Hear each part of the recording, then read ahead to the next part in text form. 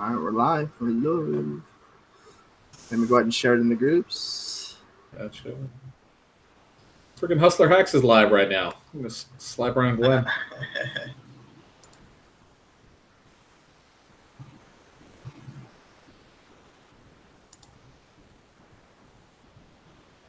He usually gets on when? When does he get on? There it is. I guess we're a little later than we normally are. Yeah. Oh no.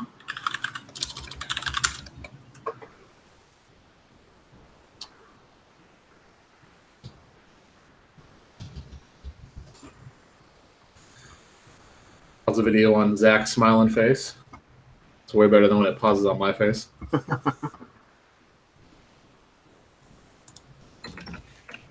Sharing in the groups. Yeah, I'm gonna get it right now. Go on in there.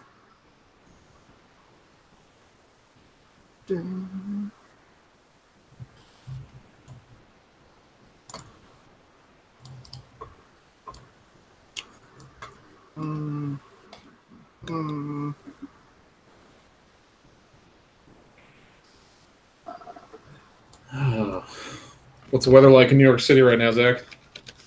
Oh, that's good. It's actually super hot. I'm doing a little humid.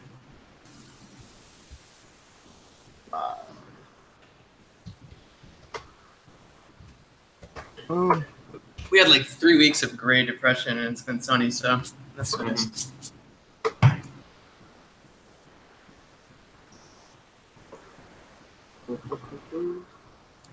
Why is it showing me like this one?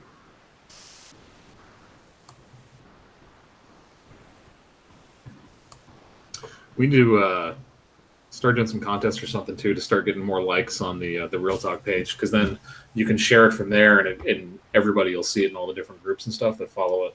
Yeah. You know what I mean? Yeah, I know what you did. I'll be able to see.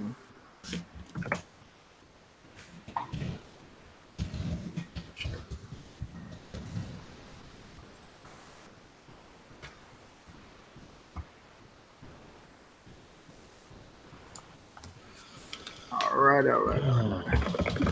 One more spot. Good interview.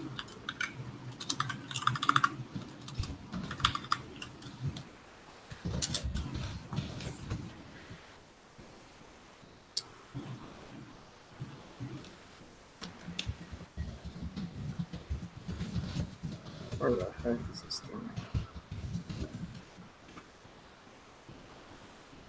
All right, cool. What's up, everyone? What's going on? All right. Let's see where the comments are at. Everyone that's hopping on, go ahead and give the video a thumbs up, please. We got 42 people watching. Let's hit the thumbs up and go ahead and share the video. Thank you. Mr. RJ has stuff on his channel for AMS. All right, cool. Detour. All right, so let's got a special guest, guys. Zach on the show. What's going on, baby? What's going on? What's up, guys? You know Okay, how so long, Thanks for having me. you know how long we've been trying to get Zach to come on the show? Like, we've been trying to get Zach to come on the show for shit. It almost feels like 6 months. Yeah. I'm pretty sure. Yeah. Sorry. Hey man, you have other things in your life, so you had to make sure you got the okay. We'll get into that. All right, so let's start with the last 7 days. So I'm at 253 shirts sold at $794 in royalties. Nice. I am at 213 for 707.49. I'm at 280-ish for like 400. 400. I play the low price game right now. Getting ready for some Halloween. Yeah, a little bit. I got so burnt out on Cinco. Like, I don't want to totally derail the conversation right away. That's okay. No. Totally whipped on Cinco, so now I'm kind of shy on holidays and kind of going a little bit harder on. I actually think it's a really smart play, especially as we go into Q4. But we freaking went crazy on Halloween last year because it was like right after the eclipse, and I was like, we got this. Like, we understand this. We're gonna kill Halloween like we did the eclipse, and then it was just a gigantic fucking dud. Like we sold a decent number of shirts. We made money, but like we couldn't get anything ranked to save my life. And that was before we really understood AMS. Like, I just started using AMS right about the time Halloween came around.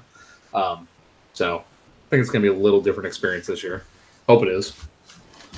Okay. Yeah, we'll see. I was on like tier 50 for Halloween last year, so I only had I don't know, like maybe 3 or 5 shirts up, like literally, and I sold a couple. Right. Okay. So let's go ahead and get into like so how'd you start with merch by Amazon? Let's go ahead and go with that. Yeah, so I got into FBA about a year and a half ago. Okay. And I was riding with that for a bit. I started with like some retail arbitrage, like super simple. I sold like $50 of stuff. And then I was listening to podcasts. Found out about wholesale, hopped into that. Still listening to podcasts as I'm walking around and stuff. And someone on the podcast, I forget who it was, but someone mentioned merch. And I'm like, oh, sweet. So I hopped on. And I just made a shirt. I had done some graphic design in the past, so it was kind of up my alley. And it slowly grew from there. And then this last January, I kind of realized I needed to figure out whether I wanted to keep going with FBA or go with merch. Just didn't have time for both. Yeah. So now I'm full-time merch. Okay. All right. Are you still doing FBA? No, I mean, I've got some stuff sitting around in the warehouse, the Amazon Fulfillment Center. Like, it's amazing how long that inventory lasts. Yeah. But I'm hoping to get rid of it soon because at this point, like, all I have left is stuff that's kind of selling at a loss because it's been there for so long. Mm-hmm. So it's nice to get the money back, but at the same time, it's like I just want to go on with my life. Yeah. Right. Oh God, I remember when we pulled back our last books and I didn't have to like worry about that anymore. Like we had like, I don't know, like 10 or 12 books left in fulfillment centers. And I was like, just pull it. I don't even care if it ever sells. I'll give them away. Right. My UPS driver dropped off boxes today. They were from long term, like they were in there for a while, so I had to return them back. And I was like, dude, you want these boxes? You can have them. I was like, I don't even care what's in them. He's like, no, are you still making shirts, RJ? And I was like, yeah. He's like, well, I'm going to come back to you for some shirts. And I was like, yeah, do it. I'll hook you up, man. No problem. Dude, I need to talk to my UPS driver because I've got so many extra merch shirts right now. Like, I just need to find out like what his size is. I'll just start giving them to him.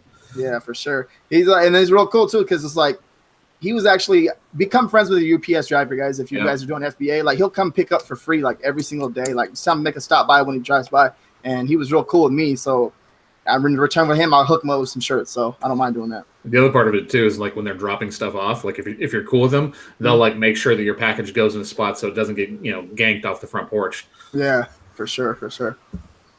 All right. Okay. So, are you? Do you have any type of designing background? Because I know, Zach, I see some of your stuff on Instagram, man. It's like I don't know, it just pops. Like when I'm going through my newsfeed, I'm like, dude, this is like this. You're like your whole Instagram is sick, man. And it's like I try hard on it. I try hard. Yeah. My background, so I'm totally self-taught. My background is web design. When I was going through high school, like I'm young. I'm not that young. This was 10 years ago, but I'm young. So I was going through high school. I started a website, and I spent like a couple years building that website and doing web design for it. Yeah. So I got this good like digital art background from that, and then kind of took a break. And when I started merch, that was when I got back into it. So I should like post my first design. I mean, it's not the most basic thing ever, but it's pretty basic. Like people underestimate how much a year of just like focused effort on something like designing really improves your skills. Right. Yeah, for sure. And that's another thing. Like, I don't know, your design, like how you show everybody on your Instagram, like how you show the videos and stuff like that is like, that's pretty cool because I'm like, dude, this like your creative mind, you can see how you think when you're designing something. So that's pretty cool too. So, sure. Well, you mean you see how creative is just like in his stories and everything else, right? Like what the camera placement is, everything else. I'm not bullshitting. Like one of the favorite parts of my day is when I like sit down and I relax a little bit. I open up Instagram and Zach's got a story up at the top and I can kind of click through and just kind of follow along a little bit. Yeah. That blows my mind. It shouldn't, man. Like you're honestly, man. Like you're good at what you do. Like you're good at telling stories, keeping it interesting, keeping it fresh, just kind of talking about your life. And obviously, like you're living in New York, you're close to Times Square. The other day, you saw Michael Strahan out in the street. Like it's easy to make stuff, interesting content, and when you have all of that right around you. Yeah, dude, exactly. And like when I got the opportunity, so I lived in Seattle before this, and I got the opportunity to move to New York, and like this was before I had any sort of entrepreneurial stuff going on, but I knew I wanted to do it. And like half the reason I moved to New York is because I realized like being in New York is the best place to start any sort of social media channel because of the amount of like just background content and crossed my mind that like I'm close to Gary Vee, I'm close to like all sorts of other celebrities. Like Reezy came through here recently, so like just by being in New York, I got to spend time with Reezy. It's just all sorts of opportunities. For sure, for sure.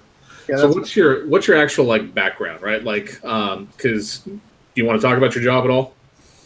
Yeah, no, I should mention it just because I should. So I actually work at Amazon. I'm a software developer there. I'm not affiliated with merch in any way. I kind of wish I was, but I don't know anything that anybody else doesn't know. Right. So he has like everything I say is my own opinion, legal disclaimer, but I do work for Amazon. So that's my day job. What'd you say? Now, saying you have like 5 designs up and you have like 60 sales a day, so he knows something about the SEO. He knows something about the SEO, guys. Sorry for cutting you off, brother. Go ahead. No, that's pretty much it. So like, my life right now is I go to work every day, 9 to 5, and then I come home, I eat dinner, and then from 6 to 10:30, I'll work. I'll spend the last half hour of my day just kind of chilling. Sometimes I'll play games or whatever, and then go to bed. So it's nice. I like it a lot. Like I love my day job. It's one thing I always tell people is like something you see in entrepreneurial circles a lot is that people hate their boss or they hate their job or whatever. And I'm like the complete opposite. I have a dream job. I love it. And I also love design. I love content creation. So I have this good blend of everything right now. And like one of the big challenges for me in the next couple of years is figuring out, given financial freedom and working for myself, given that it gives me financial freedom, like those things are goals. So figuring out how to get there while loving my job, like I have a lot of conflicting things going on in my head, but it's good problems to have, especially like, so many people think that the idea is when you have a side hustle, right? Like you're supposed to stop whatever you're doing and just hop on the side hustle. And then like, that's going to lead you to your dreamland because you're working on whatever you're happy. Like it works a whole hell of a lot better when you have, a steady paycheck, if you have income coming in, because then you don't depend on the side hustle to pay your bills and you can actually focus on it and put in like the effort and not have to stress about, if you fuck up and you don't have money coming in, it's going to be okay.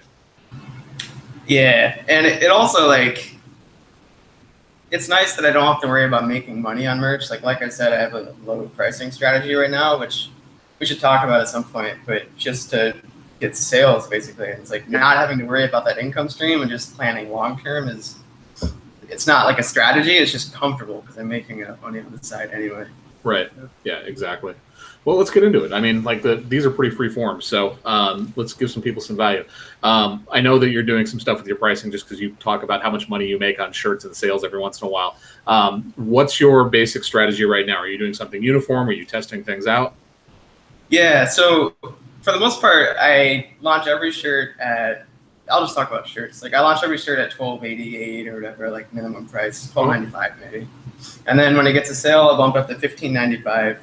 And then another sale like $16.95, but beyond that, it's very just like feely. And for hoodies and stuff, I'll go in like more full price, like $39.95 for. I think hoodies are $39.95. That's not even full price for most people, but again, like I just want to get sales because the thing I realized was going into Christmas last year, I was like I had just gotten to tier 500, and I was like, cool, I'll throw some shirts up, I'll get some sales for Christmas. But then January hit and sales disappeared and like everyone was struggling.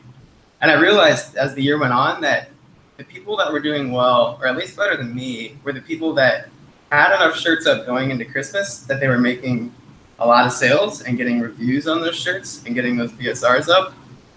And so like my word of warning to people would be going into Q4, you want to have as much shirts as possible. And profit's important, but like in my opinion, getting those BSRs and especially getting those reviews is what's going to give you the sales January through like June next year. Like the reviews are so important, I realized. For sure. So when you're uploading stuff, right? Are you uploading to all 5 products? Are you uploading to just shirts? Do you have kind of a strategy there? Yeah, no, I upload to all 5 products. I've started kind of skipping sweaters because they don't seem to sell well, and I'm running out of slots. But otherwise, I upload everything. I see. They don't sell as well as shirts, but like I sell sweatshirts like every fucking day. That's amazing. I don't know what the trick is. I really don't. But like we sell sweatshirts every day. Like when I hear Neil talk about how they never sell for them, I'm like, what are you doing? Like, Yeah, I don't know. I sell long sleeves and hoodies. Yeah. Yeah. That's what I wait for. Like when people say like don't upload to sweatshirts, and I'm just like, well, Matt, he sells a decent amount of them every single day, so I'm waiting for him to respond back. I don't have nothing to say about it. I'm just like, I mean, we talked about like just uploading to shirt. I mean, because the money's in shirts, right? Like it really is. Like we sell, 90% of our sales are just the standard shirts. That's a good point too, Detour. Pop sockets too. Like pop sockets sell really, really, really fucking well. But yeah, most of the money's in shirts. But it's just it doesn't take that long to upload to a sweatshirt. You know what I mean? Like if you have everything set up, so you're just using tools to get things online. Oh yeah, like uploading to the other products, like standard shirts will take me like 80% of my upload time, and then everything else will take like 20. Like if you can optimize your upload process, it's not like it's extra work. Yeah, exactly. I mean, I think that's part of the problem that people have too, like especially in the lower tiers, is figuring it out. Is like come up with a system for the way that you upload, so that you're not repeating work over and over and over again. Like do the work once, and then just change a couple keywords, spin them around just for the different listings. It works totally fine. Yep. Yeah, I set up Airtable so that for every shirt, I have a title template and like some bullets, and then that's pretty much it. And then Airtable just generates the listing data for me for all 5 shirt types. Nice. Yeah. Now, are you uploading the same designs to pop sockets as you're doing the shirts? Yeah, for the most part. I tend to like take the design and put some sort of fancy background on it. Yeah. Like for example, with the baseball niche I just did, I put like a green grass background on it. Mm-hmm. Nice. Just stuff like that. I've noticed some like marble patterns are successful.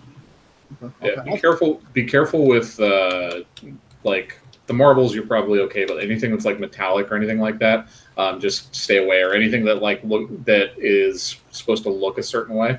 I know that they've started to pull down some of that stuff. Yeah, I stay away from anything that could be confusing to the customer. Exactly.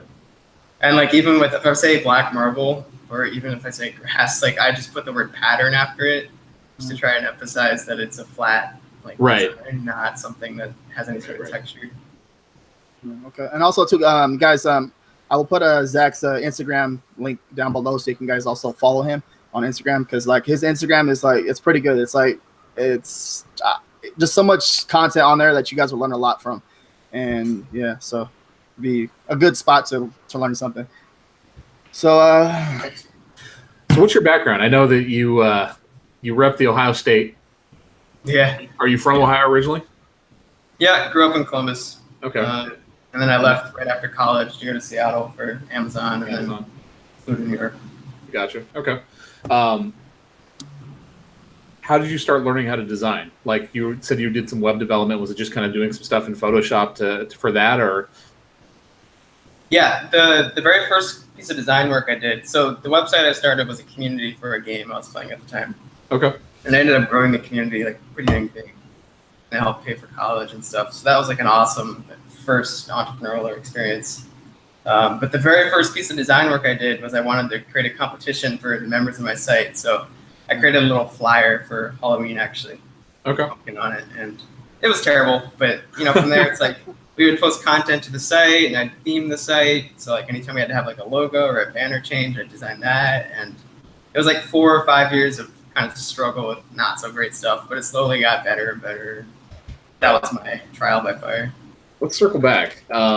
You said you created a website for a game. What game? Yeah, it was called VMK. It stands for Virtual Magic Kingdom. So it's a Disney game. It's kind of like an MMO. Okay. So people all in like an online space talking to each other and building things. And gotcha. I honestly, so I feel so because I know you like Disney a lot. I honestly think when you're walking in Times Square, I think you make it feel like when I'm watching you like your stories, you make it feel like you're at Disneyland. I'm just like, this is. Dude, I'm watching it, and you're just like, yeah. It's the most surreal, best thing ever. Like all of my coworkers here, everyone I talk to is like, "Oh man, I stay 50 miles away from Times Square." I walk through it every day, and it's like I could sort of avoid it, but I just like it. There's some amount of like inspiration and just excitement to going through it. And also too, so do you get like a lot of like shirt ideas from like? Do you go like do your research out in Times Square? Sorry about that. Honestly, the vast majority of my ideas come from straight just sitting in my chair at home, going through Amazon looking for stuff. But I mean, I get ideas occasionally. I'd say if I'm out and about, more often than not, the ideas are coming from places like Target and Old Navy and stuff like that. Yeah. Not so much like print advertising around the city. Okay. All right. So, what does your how about like your weekly workflow? Okay, you said you design like what was it from 6 to 10, or you do merch work from 6 to 10? Do you have like a specific day you just do design work for like from 6 to 10 one day and then you upload the next, or how do you do that? Yeah, I tried that for a while. Like, so my process changes all the time, and like everyone listening should continue to refine their process and not expect to be able to figure out like the perfect process at any given point. But so for a while I was trying the thing where like for a day I'd research, and then like 3 days I would design. One day would be like typing up all the bullets and stuff, and then one day would be uploading. And it worked. It was a little bit of a slog, and I felt like it slowed me down a little bit. I changed my process to just doing everything in one night every night for uploads. And that's going really well. So I upload I do upload every night, but it's on like a week delay. So I don't know why, but so I'll like design and type up bullets one night and then upload like stuff that I had created like a week ago. So if I ever like don't get to create designs like tonight or something goes wrong, I kind of have stuff I can continue to upload. Yeah. Right. I mean, it's whatever works for you at the end of the day, right? Like so my wife does a lot of the designing, and then I do most of the uploading, keyword research, and everything else. And there's days where I'm just like, I don't want to freaking upload, so I'll open up Photoshop and just start working on pop sockets because I can design those. Those are easy. But yeah, like just keep it fresh. Like if you're just doing the same thing over and over and over again, it's just a grind. So it's nice to just kind of mix it up a little bit, but it's nice to have a system too, to have some kind of a controlled process where like you're moving through the steps versus, otherwise I feel like you just end up all over the place. Yeah, and for me, like I think everyone probably has some part of the merch process that they like really enjoy and others they hate. For me, the thing I enjoy is the designs, which kind of sucks because I don't think there's like design skill isn't something I really necessarily want like for a career. I don't see being able to get rich off designing. Right. But I do enjoy it. So it's like if I'm getting something for merch done every night, it's going to be the designs.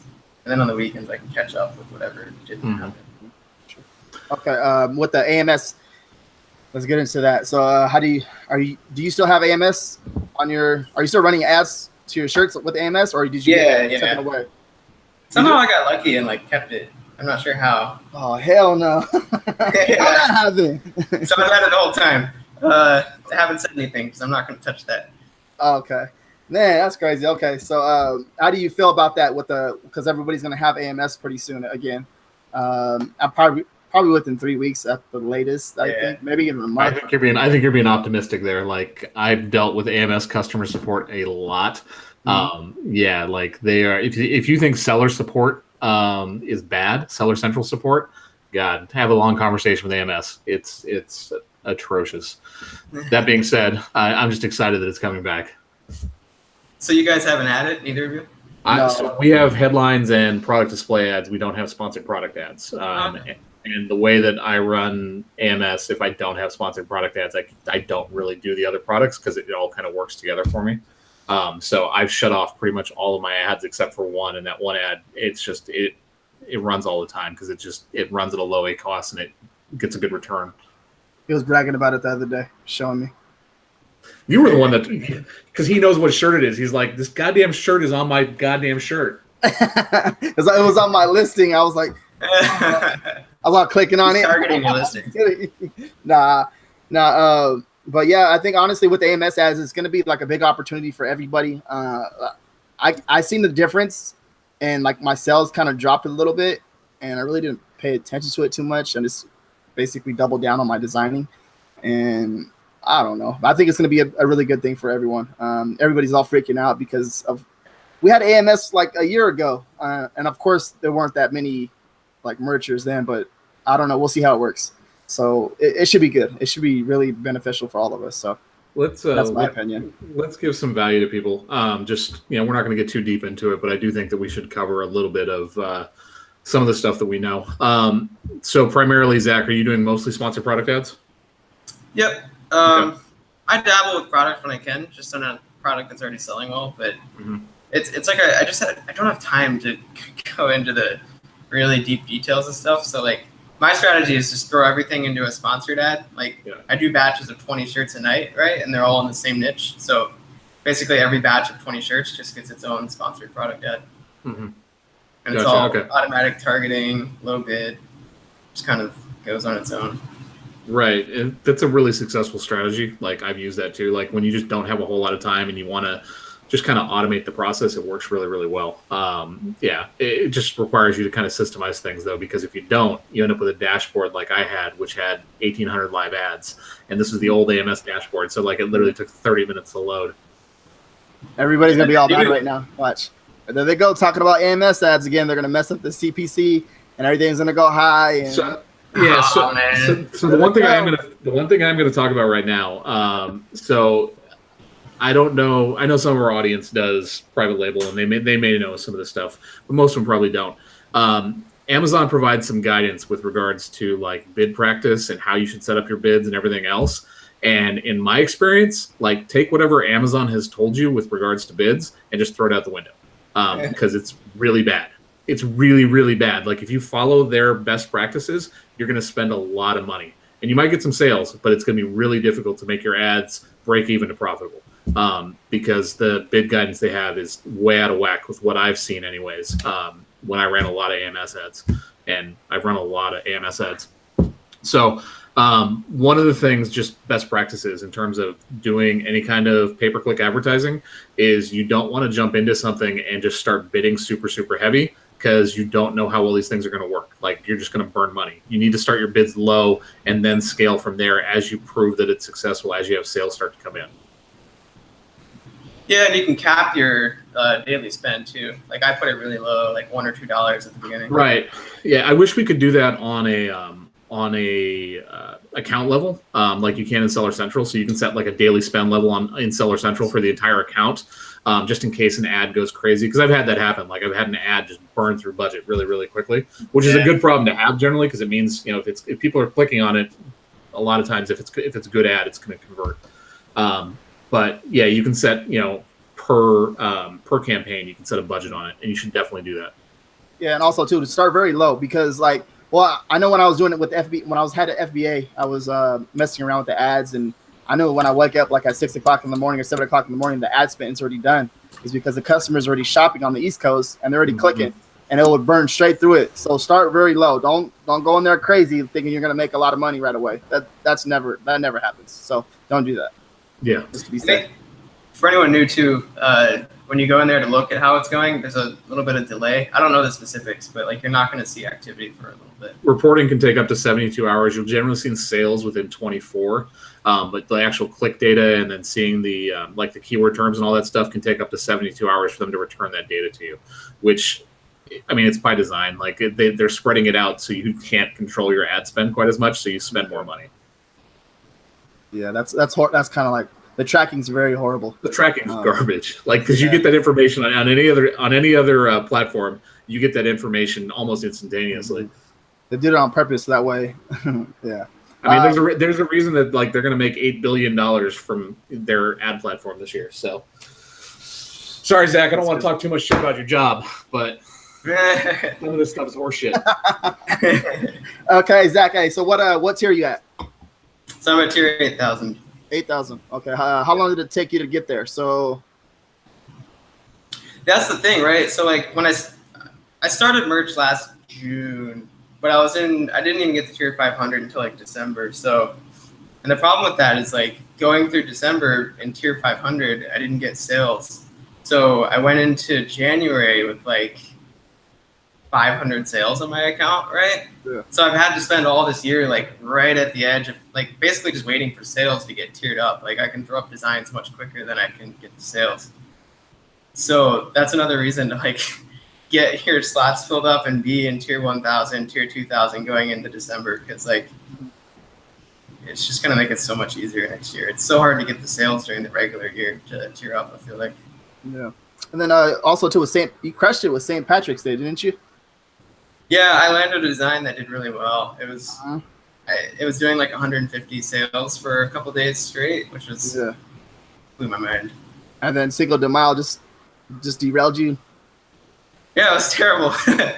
I like got this high off St. Patrick's Day. I'm like, oh man, I know how to do this now, which is a super fallacy. And like, so I went super hard on Cinco de Mayo, went super hard on 4th of July, some other holidays in there, and like they all flopped. So no, I feel you, man, because actually Cinco de Mayo is like what started like all my knowledge with merch. Like I understand how to do things with merch, and then this year when Cinco de Mayo came around, I was just like, what happened? It's like this is how I started all this stuff. Like I learned a lot of like how to design a shirt and how to do all kinds of stuff, and like that kind of what made my everything go boom for me. And then Cinco de Mayo comes around, I'm like, yeah, I'm about to kill it, and then I don't kill it. So I'm just like, man, okay, whatever, just keep on going. So oh man, that was a lot more than whatever. I was like borderline depressed. I mean, not really, but like I remember having DM conversations with Matt even, and it was just like, dude, this sucks. Like the post St. Patrick's Day depression in April or whatever. I don't know anybody that did well in Cinco de Mayo. Like I don't know anybody. And we run with a circle that like there's some pretty successful sellers, and none of them like crushed Cinco de Mayo. I don't know what happened. Like it was on a Saturday. Like it was a perfect setup, right? Like I figured St. Patrick's Day is on a Saturday this year. Like a month later, Cinco de Mayo is on a Saturday. It's going to be the exact same thing. People are going to want to freaking party because it's Saturday. They don't have to go to work the next day. We're going to sell a shit ton of T-shirts. I didn't sell anything. I have so many cool designs that just freaking like. I actually started selling my Cinco stuff now because I re-uploaded it, and now they're selling. Yeah, I've sold a couple too. I don't know what's up with that. Yeah. I'm selling like Christmas stuff right now too. Like, wait, I sold like a batch of 10 elf shirts the other day. I don't know. Maybe it's a Halloween thing. Yeah, no. A lot of Christmas stuff is actually selling right now too. A lot of people are buying right now. They start buying right now for reals. And yeah, so okay. With the research part, what's your research? Everything is on Amazon. Are you doing all your research on Amazon, or are you using any other websites or anything like that? Yeah, all my research is on Amazon, merchresearch.com. I've started to incorporate Merch Informer a little bit as I slowly figure out how the heck to do it. But for the most part, like I just I took Ken's advice to heart of really going deep into a single niche. So I'll start with like one very general niche, like teacher, for example. Everyone's got teacher shirts. And then I just like search Amazon for teacher, and like anyone, I just like go through the results and look for something that's niche down from there that's interesting, like gym teacher, right? And then I go search that. I try and find another sub niche, and I'm just trying to get down to like a sub niche that has a couple hundred shirts with some BSRs, and then I just go into that hard. Yeah, okay. And then, you hear what he's talking about right there? Like before he starts designing, he's like actually doing research. It's important. Like I'm gonna say this until I die or something, I guess. Like just to get the point across, like you have to research. You can't just throw shit against the wall. You have to have an idea like where you're going before you start doing things. Yeah, and one thing I've noticed that like borderline nobody is doing is you can look at a niche that's super popular. I don't want to say exactly which niche it is because I'm trying to hit it, but this niche has like thousands. This niche has thousands of shirts, but they're all the same, right?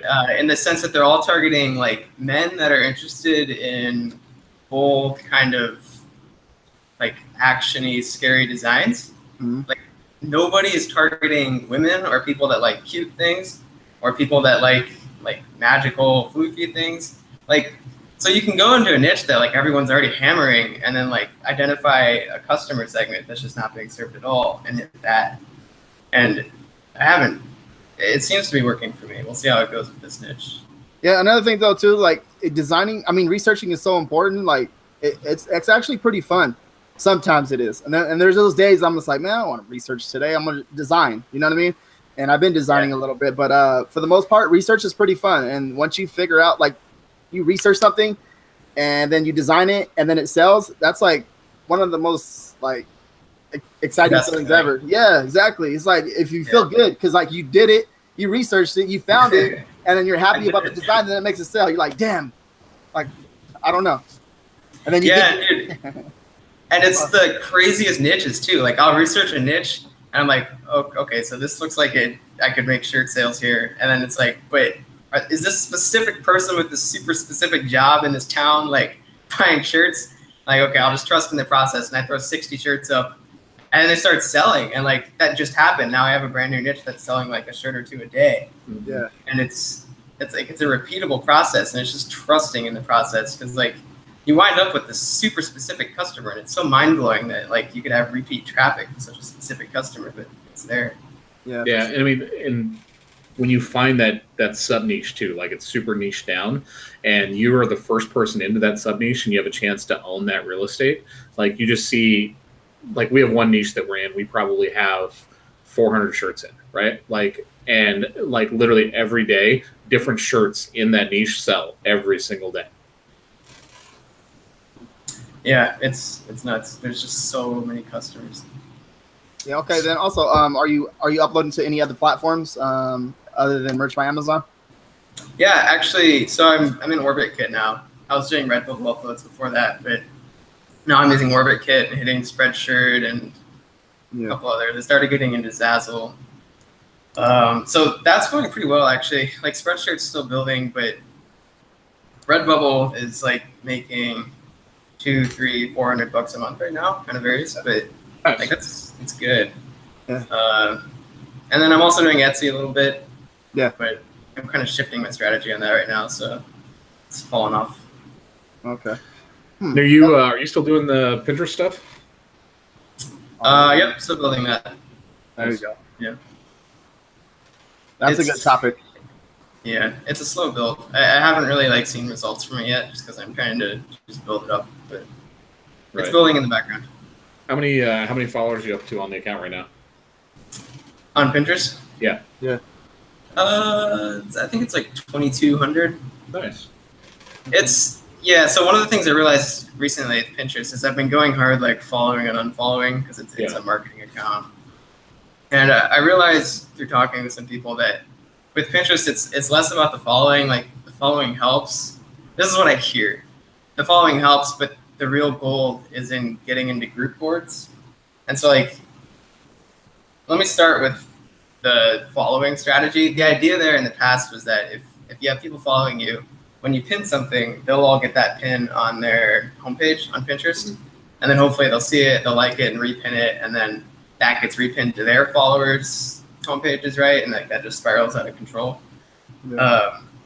But the other idea with group boards is that if you get into 100 group boards, and group boards are things that like tons of people are all contributing to, but they tend to have more followers just because of the volume that's coming through them.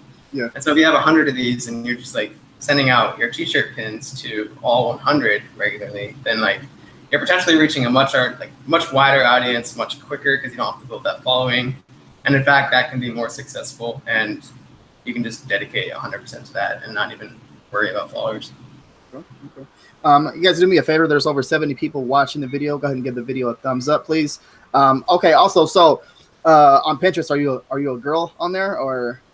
No. Well, so I started a business account first that I kind of avoided associating an entity with, like a person. Yeah. So it's just a fitness academy thing. It's a fitness themed account. Okay.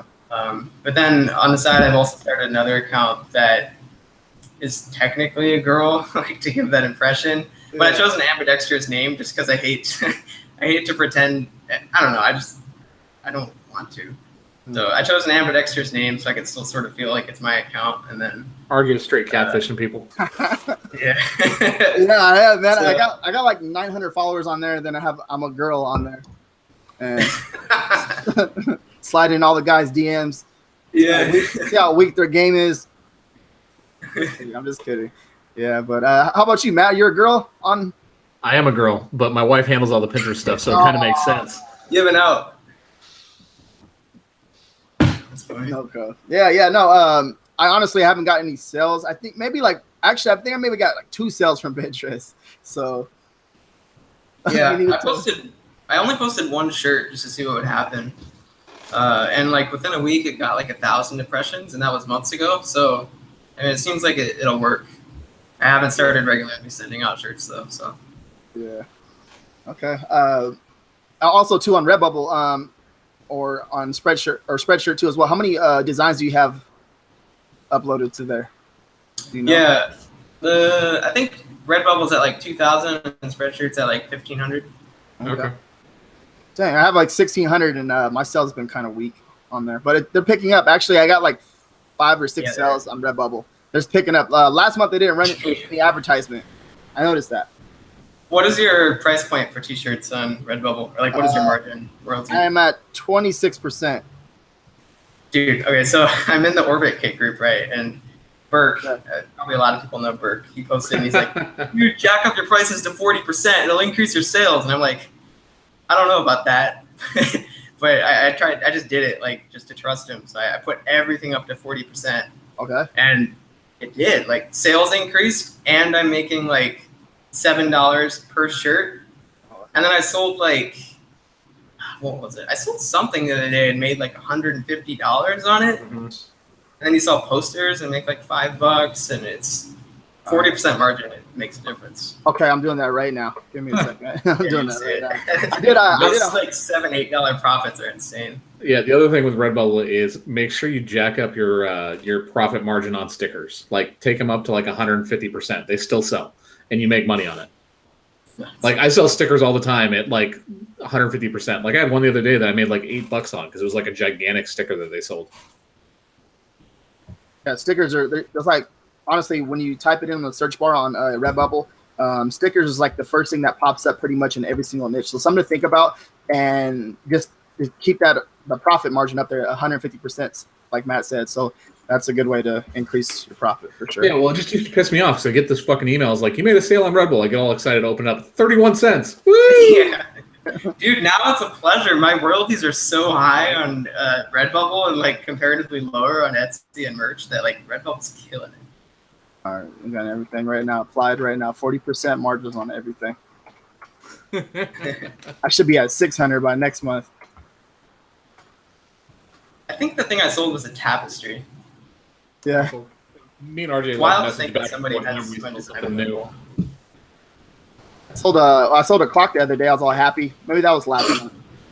That was last month. That's crazy. Someone has their like, clock in their room somewhere with their design on it. It just blows my mind still. Okay, So what are your plans just in terms of getting ready for Q4, Zach? Like, where's your focus? Because we're down at crunch time right now, right? Like, yeah. Granted, Q4 doesn't really, like, the sales don't go crazy until a little bit later, but you want to make sure that you're ready to grab as much of that pie as you can. Yep, my focus is getting as many unique designs on Amazon as possible, for the reasons I've talked about. And the way I'm doing it is, like, my basic mandate is 20 new designs every night. And then if I max out my tier between now and Christmas and I'm kind of stuck, then I'll just start taking stuff down and get more unique designs up on shirts. Because I think, like, 60% of what drives sales on merch has got to just be unique designs. Mm-hmm. Like, ads and keywords and research are all great, especially research. But, like, just having more designs up, that's the mover for me. I mean, I know there are exceptions, people in much lower tiers making amazing designs and stuff, but for the most part for me, it's just getting designs up. I mean, so here's what I think with regards to that. I think that there are some people out there that do really, really well without having a ton of designs up. But, like, for example, Jose Fernandez, right? Like, this is a person that's worked in the apparel industry for years. Like, he's worked designing T-shirts professionally. Like, his quality of shirt and his understanding of, like, what's going to sell and how it's going to sell is so much better than the average person like me and you that literally just got into merch a year ago. So that strategy is going to work great for him. I don't think it's a strategy that's going to work great for a lot of people. It's just really difficult because you got to hit home runs with your designs. And, for me and for you, like, when we're putting designs up, we're testing as much as we're doing anything else. Like, this is our best idea, but I don't know if this is going to sell. So it makes sense that you're going to need to have more scale to be able to pull in those same numbers. Yeah, I just go into a niche with, my standard is 60 shirts for a new niche. And if I'm doubling down into a niche, I'll throw up like 20 more at a time. Right. And the idea is just, like, with that batch, I just want to hit the phrases or whatever that I'm targeting from a bunch of different angles and just hope that I've hit a couple home runs and get started that way. Like, I've tried to be intentional with it, and it's like I either think too hard or I'm just not good at it, or I don't know what the problem is, but I mean, I think it's,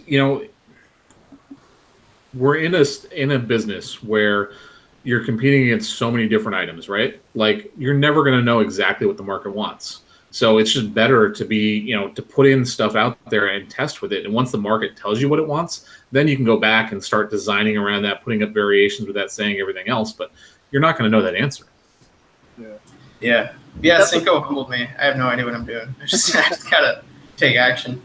That's another thing though too. Like a lot of new people come in. They're like, oh, I only have 10 designs up, and how come I'm not making any sales?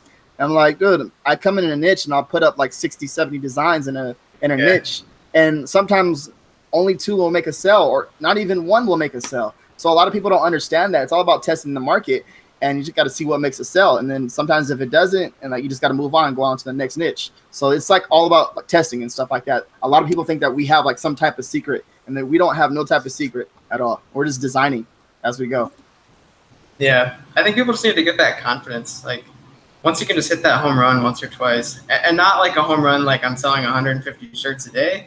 A home run like I've studied a niche and I've made designs for it intentionally, and then stuff sells. And like once you realize you can sort of get that process from beginning to end, even if you don't really understand exactly what you did, but you did it, so you can do it again, and that's how it goes. Okay, are you uploading to the UK and Germany at all? Yeah. Not really. No, I don't really have the slots for it. I don't feel like. Yeah. I wish I did. You do have the sales though, right? What do you mean? All-time sales? Oh, to tier up? So yeah, to tier up. No, that's the problem. Like all of my tier ups this year have happened from just crossing the sales threshold after being maxed out on designs.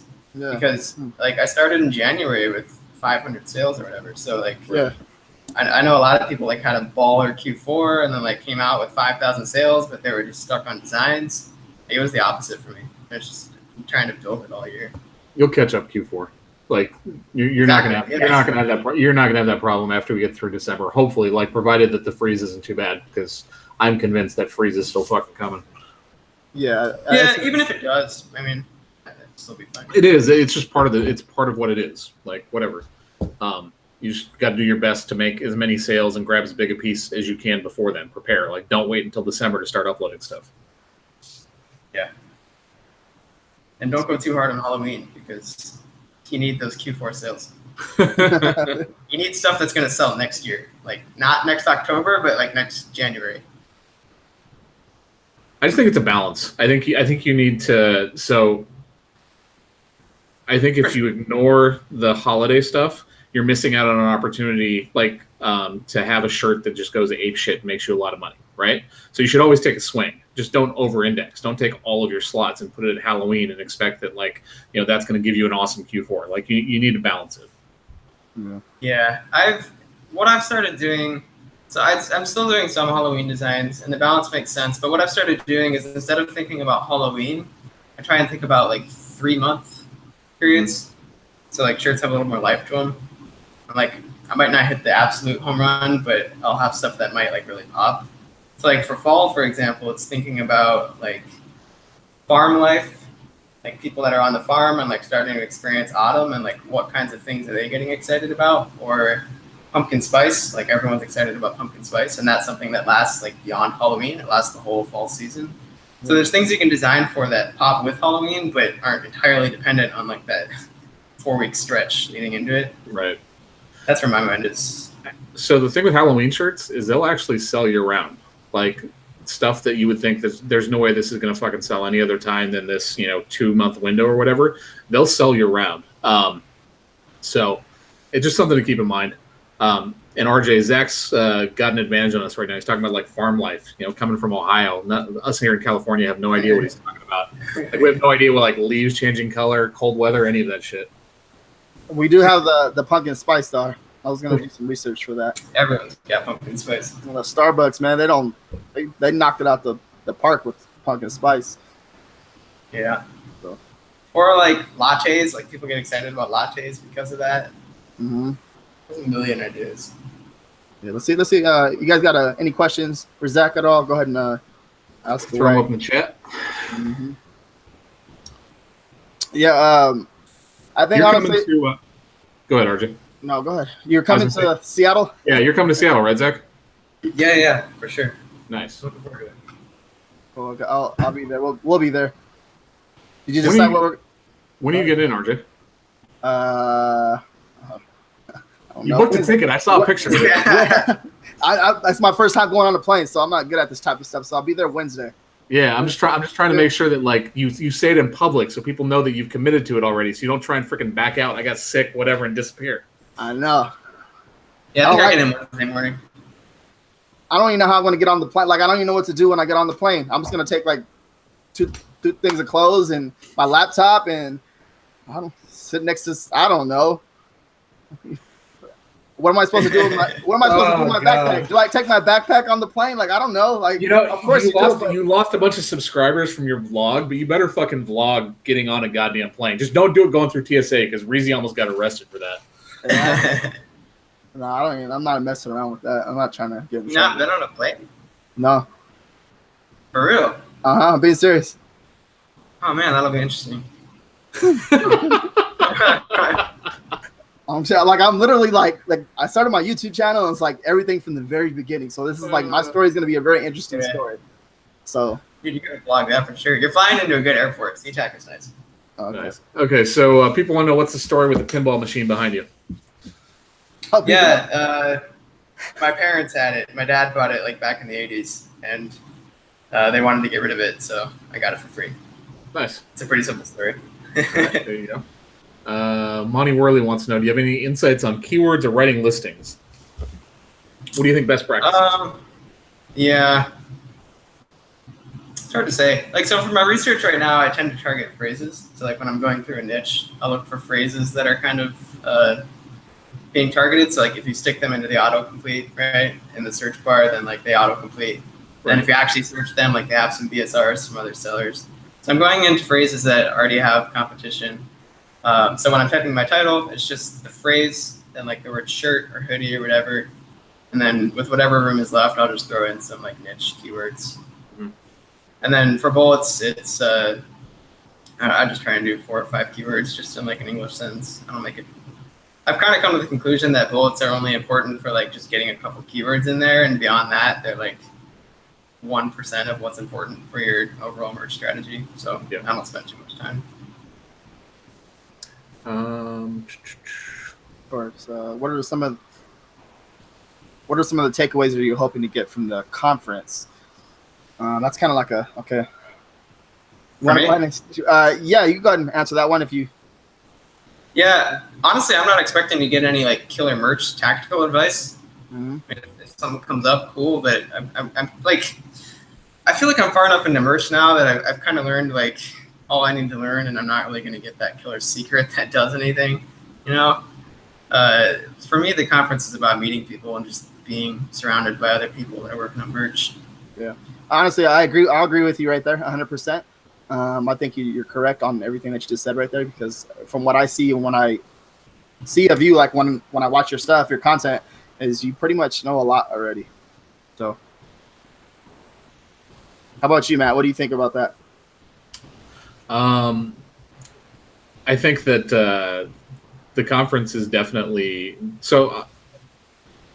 two sides, right? Like the networking is the biggest reason we're going.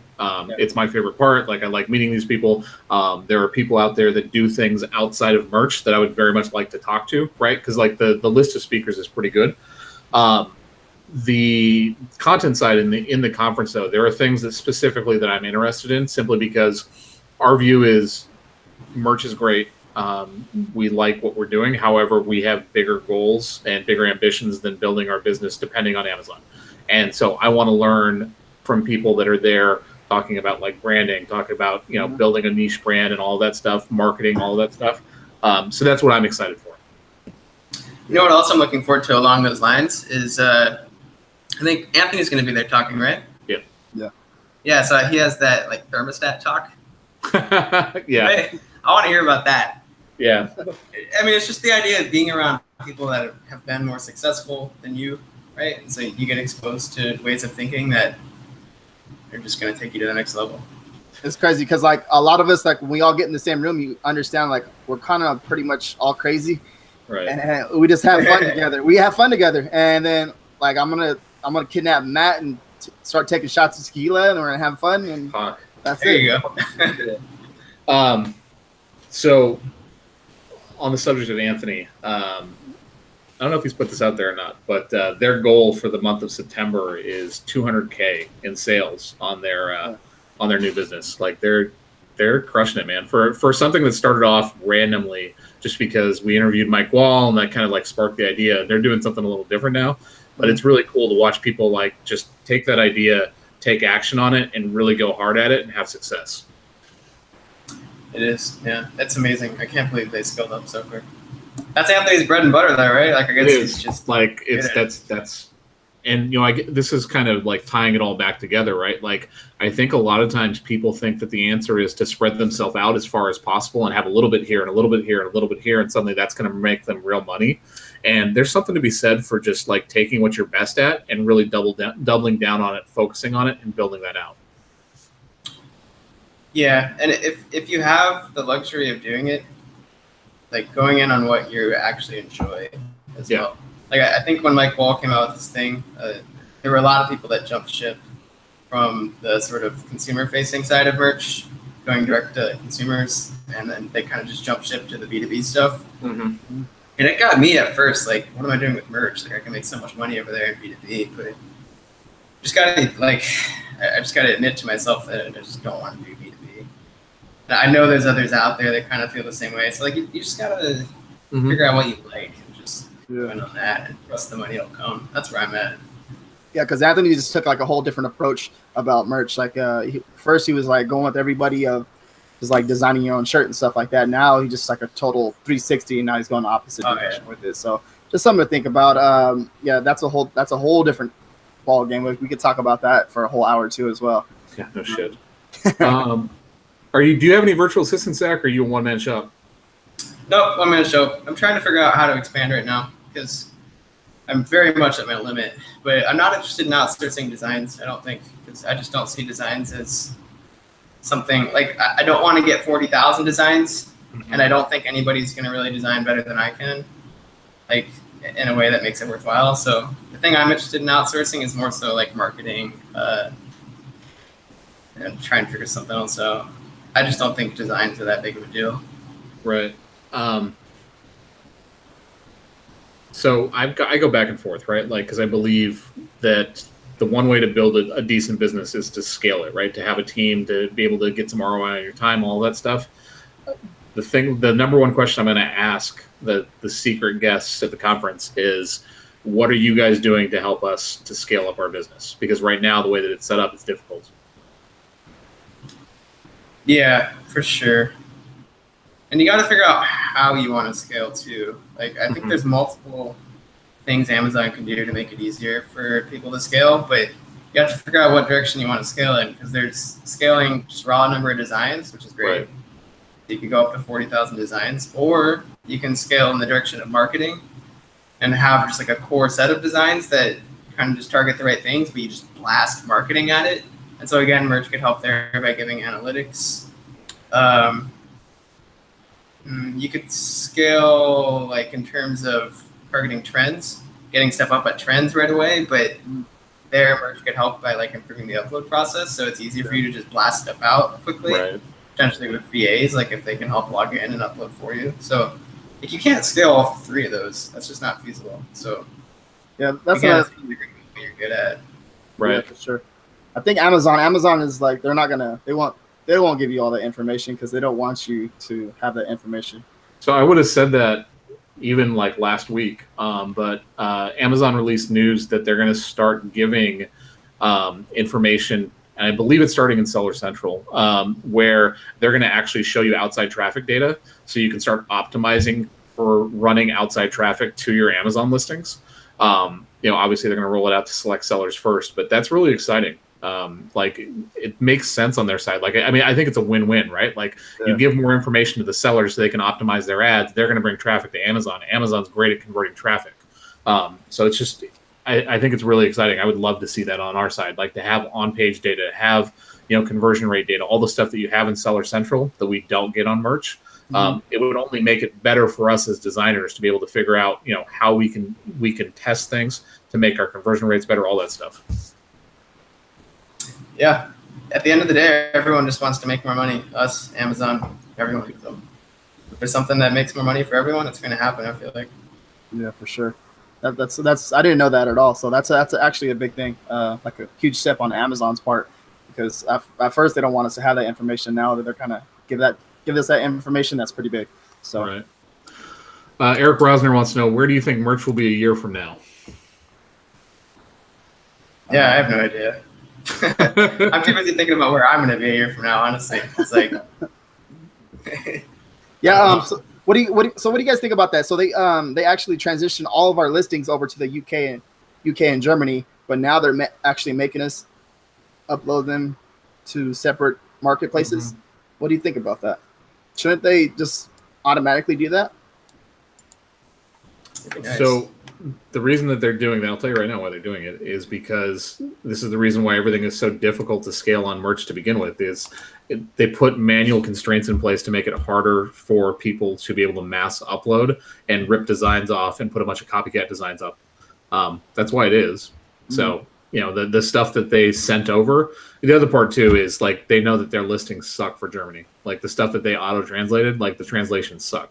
So they want to leverage the sellers and the creators to actually put together good listings, because the auto-translate stuff doesn't work. I mean, it works, but it's not as good. Okay. Let's see. You guys got any other questions for Zach? It's his time over there. What is it, 11 o'clock right now? 11 p.m., almost midnight. Yeah, it's almost bedtime for Zach. So, Adam Young wants to know, on your pricing strategy, are you increasing the price after one sale, multiple sales? Like, is it consistent? Yeah, it's consistent. So, like, it's sort of consistent. I start off at $12.95, right? And then after one sale, basically every night, I'll go through everything that sold with a $0 royalty or whatever. I'll up the price to $15.95. I'm probably going to shift that to $16.95 soon. Mm-hmm. I don't think there's a huge difference between those two. But then after that, it's very variable. Like, I'll kind of, if I notice something's been selling a bit, then I'll raise the price. And for that reason, like, I hardly make any money on premiums because I do the same price for standard and premium. Premiums get returned so often that I just don't really want to raise the price on them too much. I feel like it encourages returns.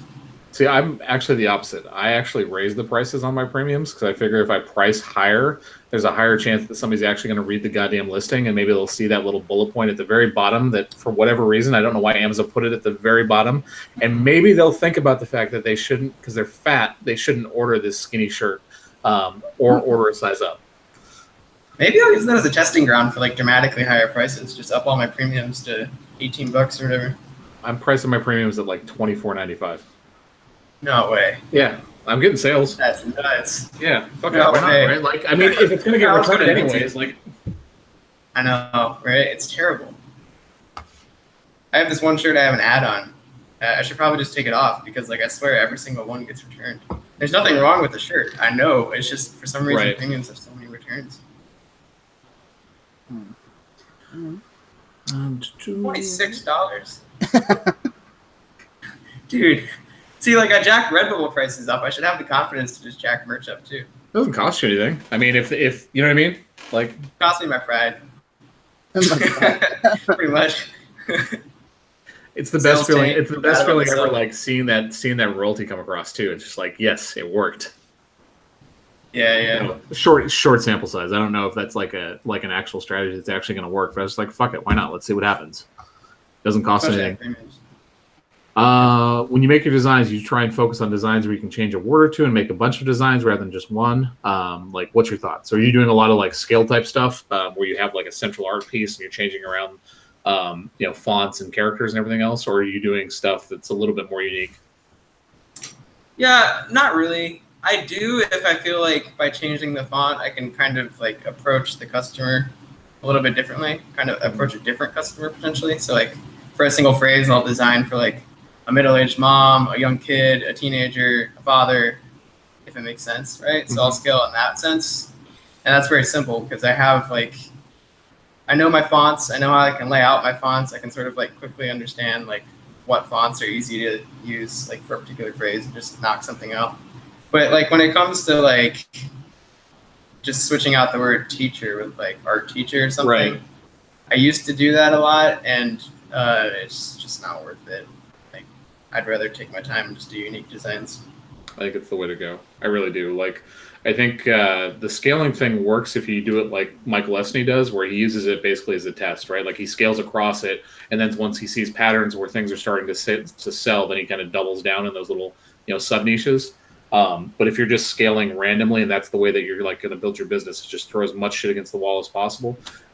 You have so many re-uploads, like so much stuff doesn't sell, and you got to put it back up. Yeah, and I've realized the power in like finding a phrase that has some popularity to it, and like I have the confidence now that I can find those, and just throwing a ton of stuff at that phrase and like muscling yourself in, like before you put those shirts up that like you're gonna get sales just by virtue of the fact that you put 60 of them up there, and then those will keep selling and just rinse and repeat.